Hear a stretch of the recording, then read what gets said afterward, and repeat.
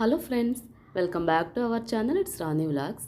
ఇవాళ నేను డ్రై నట్స్తో లడ్డు ఎలా చేయాలో చూపించబోతున్నాను. సో అది చూడబోయే ముందు మన ఛానల్ కనుక ఫస్ట్ టైం ఎవరైనా చూస్తుంటే ప్లీజ్ సబ్స్క్రైబ్ చేయండి, లైక్ చేయండి, షేర్ చేయండి. Thank you. ఫస్ట్ ఒక కప్పు నిండా జీడిపప్పు తీసుకున్నాను. దాన్ని చిన్న చిన్న పలుకులుగా కట్ చేసుకున్నాను అనమాట. అలానే మనం ఏ కప్పుతో అయితే జీడిపప్పు తీసుకున్నామో అదే కప్పుతో బాదం పప్పు కూడా తీసుకున్నాను. ఆ బాదం పప్పును కూడా సన్నగా కట్ చేసి పెట్టుకున్నాను.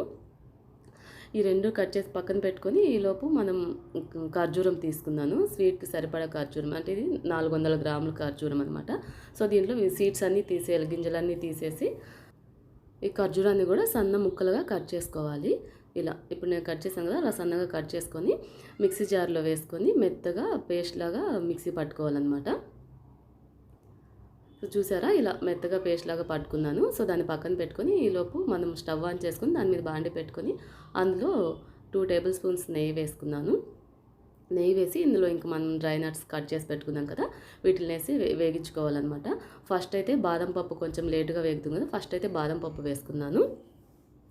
బాదం పప్పు వేసి బాదం పప్పు కూడా ఒక మంచిగా వేగేలాగా వేగించుకోవాలన్నమాట. సో ఆ తర్వాత వచ్చేసి ఇవి కొంచెం వేగిన తర్వాత నేను ఇందులో జీడిపప్పు కూడా వేసేగిచ్చాను.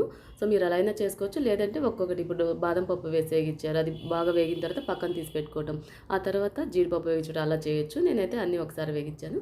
ఇప్పుడైతే ఇవి తీసుకున్నాను కదా, water melon seeds, pumpkin seeds, sunflower seeds, వాటిని తీసుకొని మిక్సీ పట్టుకున్నాను అనమాట, కొంచెం బరకగా అయ్యేలాగా. ఎందుకంటే నేను కొంచెం మెత్తగా చేస్తున్నాను, మీరు కావాలంటే డైరెక్ట్గా కూడా ఆ పప్పులు వేసేసుకోవచ్చు. ఇప్పుడైతే జీడిపప్పు వేసి వేగిస్తున్నాను. నేనైతే 1 by 1 వేసి వేగిస్తున్నాను అనమాట. సో ఆ సీడ్స్ అన్నీ కలిపి మీరు డైరెక్ట్గా వేసేసుకోవచ్చు, sunflower seeds, water melon seeds, pumpkin seeds. కానీ నేనైతే కొంచెం బరకగా మిక్సీ పట్టాను. సో ఇంకా ఇవి వేగిపోయిన తర్వాత అవి కూడా ఇందులోనే వేసి లైట్గా వేగించుకోవాలన్నమాట, ఎక్కువ వేగక్కర్లేదు. ఇప్పుడు ఇంకా ఇవి నేను మిక్సీ పట్టుకున్నాను కదా, వీటిని కూడా తీసి వేగిస్తున్నాను అనమాట. కొంచెంగా కోర్సులాగా నేను మిక్సీ పట్టుకున్నాను. మీరు కావాలంటే డైరెక్ట్ కూడా వేసేసుకోవచ్చు. సో వీటిని కూడా అన్నింటినీ కలిపి వేగించుకోవాలి. ఇప్పుడు ఇందులోని గసగసాలు అంటారు కదా, ఆ గసగసాలు కూడా ఒక స్పూన్ వేస్తున్నాను నేను. ఒక స్పూన్ వేసి వాటిని కూడా వేగించుకోవాలి. సో ఇవన్నీ వేగిన తర్వాత ఇప్పుడు ఇందులో మనం ఖర్జూరం పేస్ట్ ఉంది కదా, మిక్సీ పట్టు పెట్టుకున్నాము. సో ఈ ఖర్జూరం పేస్ట్ కూడా వేసి కలుపుకోవాలి. కొంచెం వేడి తగిలిందంటే ఖర్జూరానికి గట్టిగా ఉంటుంది, అది కొంచెం సాఫ్ట్ అవుతుంది అనమాట, స్మూత్ అవుతుంది.